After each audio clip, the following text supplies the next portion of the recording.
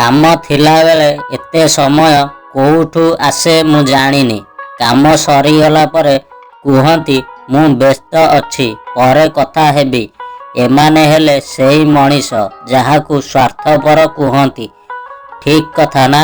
ପ୍ରତ୍ୟେକ ମଣିଷର ଅଜାଣତରେ କିଛି ଭୁଲ ହୋଇଥାଏ, କିନ୍ତୁ ଜାଣିଲା ପରେ ତାର ସଂଶୋଧନ କରିହୁଏ, ଆଉ ସେଇଟା ମାର୍ଜନୀୟ।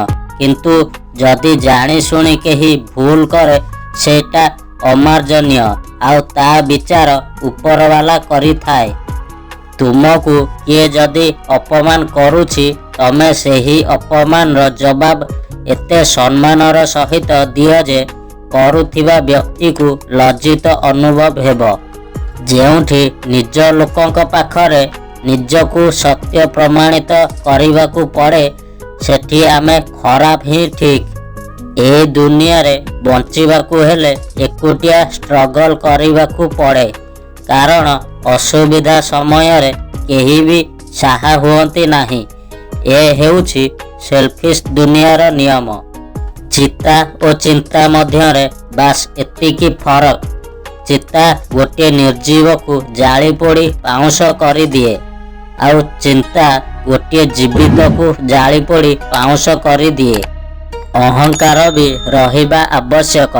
କଥା ଯଦି ଅଧିକାର, ଚରିତ୍ର କିମ୍ବା ସମ୍ମାନର ଥାଏ, ବେଳେବେଳେ ଜୀବନରେ ଗୋଟିଏ ଛୋଟ ଭୁଲ ପାଇଁ ବହୁତ ବଡ଼ ମୂଲ୍ୟ ଦେବାକୁ ପଡ଼ିଥାଏ। ତାହାକୁ ସବୁବେଳେ ନିଜ ଯନ୍ତ୍ରଣା କହି ହୁଏନି ସତ, କିନ୍ତୁ ଏକାନ୍ତରେ ଆଖିରୁ ଦୁଇ ଟୋପା ଲୁହ ଆପେ ଆପେ ଝରିଯାଏ। ତୁମେ ଯେତେ ବି ଭଲ ହୁଅ ନା କାହିଁକି, କାହା ଜୀବନରେ ନିଶ୍ଚୟ ଥରେ ଖରାପ ହୋଇଥିବ।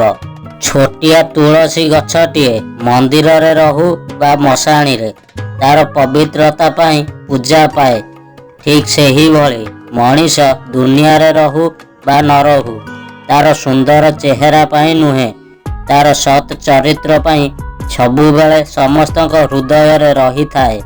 ଖରାପ ସମୟ ଜୀବନ ସାରା ରହେ ନାହିଁ, କିନ୍ତୁ ଖରାପ ସମୟରେ ଯଦି କେହି ଖରାପ ବ୍ୟବହାର କରନ୍ତି, ତାହା ସାରା ଜୀବନ ପାଇଁ ମନେ ରହିଯାଏ।